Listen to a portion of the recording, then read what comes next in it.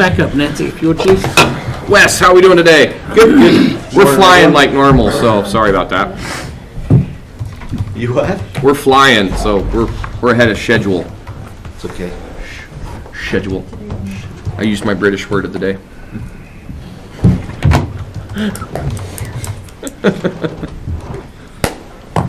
All right, we're back in session. It's yours, Wes. Okay, thank you. Okay, I got 3 items for signature. The first is the all-hazard mitigation plan. That's a project we've been working on for the last year. That all-hazard mitigation plan is one of the documents that we're required to have and updated every 5 years. The documentation itself is the basis for a lot of grant funding and grant opportunities. It identifies all the hazards, the risks, and the consequences of natural hazards here within the county. So on the signatures, once you guys sign off on it and we have the commission's signature, then we can route it to the cities within Bannock County for their signature for participation as well. And then once we get all the signatures, I'll submit that back to FEMA Region 10, and then it's a finished document. Okay. Questions? I'm good. Motion? Mr. Chairman, I move that we approve the Bannock County Hazard Mitigation Plan as presented. Have a motion. All in favor, say aye. Aye. Aye. Passes unanimously. Okay, the second signature is for the Bannock County Emergency Operations Plan. What that plan provides is guidance and a general perception of how emergency response is conducted within the county to include all of the cities. It's kind of like at the 5,000 foot level. It's an overarching overview of how we respond, what we do, the things that we prepare for, the resources that are necessary, and how we collectively come together to contain, control, and mitigate any type of incident within the county. That too is on a 5-year renewal period. And so when we get the pre-disaster mitigation plan and the EOP completed, then we'll be in total compliance again with FEMA, as well as the State Office of Emergency Management. Signatures on that is it comes from the commission as well, and then it'll be routed around to the cities for them to sign off on. Have you had much contact with the cities in regards to this plan? Have they looked at it much? Yes, we submitted.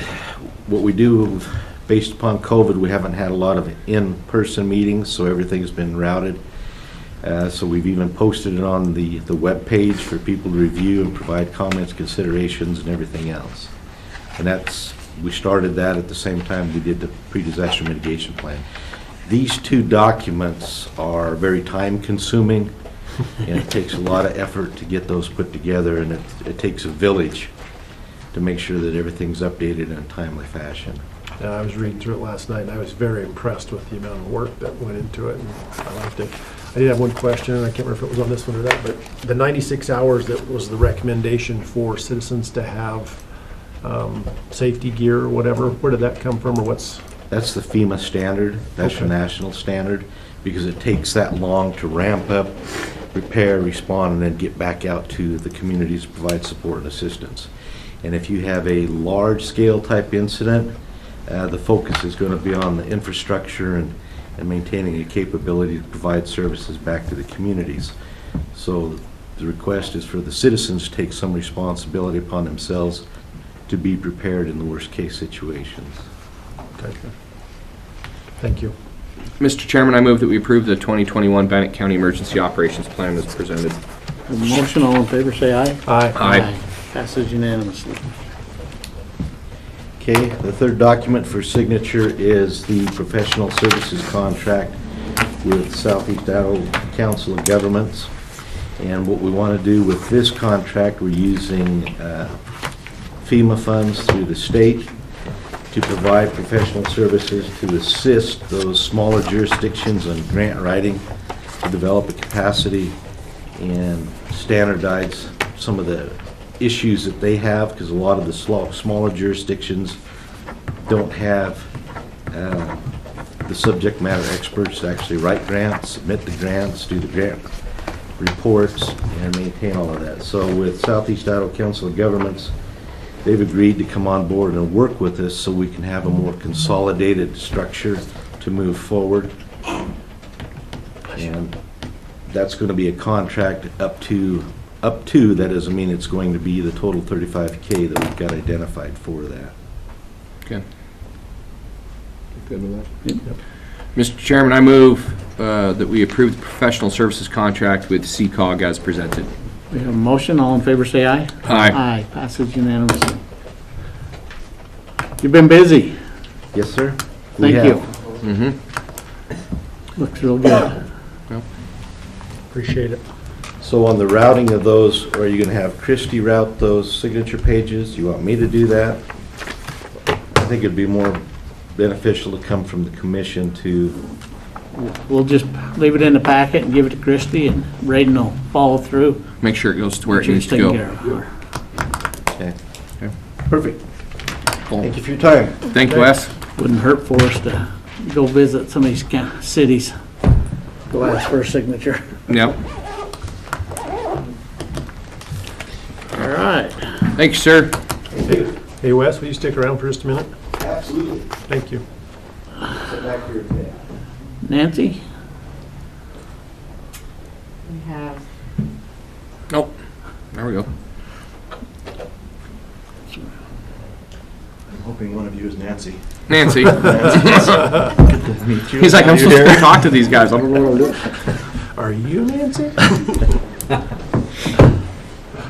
Good morning, Commissioners. Nick Christensen, Pocatello Fire Department, Bannock County Ambulance. I'm here today to request a signature on a grant application. The AFG grant, Assistant to Firefighters grant, we're applying for a power load for the ambulance that's going to be coming next spring or summer.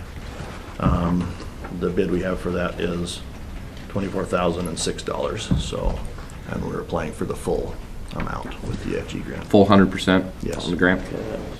Okay. That was the only question I had. Didn't see if there was a match or anything. Not with the AFG grants. No, I that's know. good. Mr. Chairman, I move that we approve the Assistance to Firefighter grant for a power loading system as presented. We have a motion. All in favor, say aye. Aye. Okay.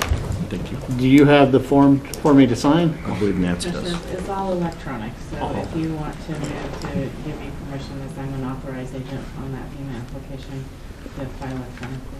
Mr. Chairman, I would move to authorize Nancy Allen as a authorized agent to sign on the Assistance and Firefighter grant that was previously approved. We have a motion. All in favor, say aye. Aye. Passes unanimously. Thank you. Thank you, sir. Okay. On a separate note, Commissioner Moser, we appreciate you being at that the other day, and we will try and keep you guys in the loop a little sooner for things like that in the future. So. Tell them a little bit about what it was. It was a recognition. At ISU a couple of months ago, we had an older gentleman go down in the rec center. He was on an elliptical and went down in cardiac arrest. One of the other patrons of the rec center recognized the problem immediately, got the emergency process rolling, and took action, started CPR. They had an AED right there in the rec center. They got it. They shocked him, I want to say twice. Just by good happenstance, the ambulance was just leaving the hospital and was on scene within 2 minutes there at Reed Gym, and they had a very good outcome. In fact, this event last Friday was to recognize those that were involved. There were 7 people recognized, just because we want to encourage people to take action when they see something like that. And actually, we were told by the people there that that gentleman had actually been back in the gym since. Nice. So, very good outcome. Yep. He was 11 days away from his 79th birthday Wow. when it occurred.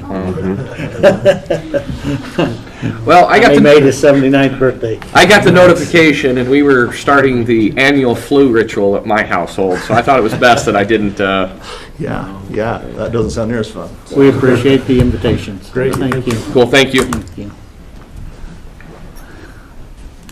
All right, Brayden?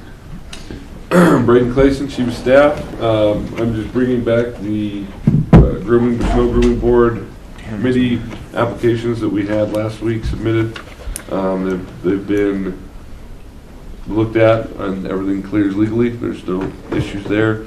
I don't know if we need to, want me to pass those down? I know that Terrell's reviewed them and reviewed the applicants himself.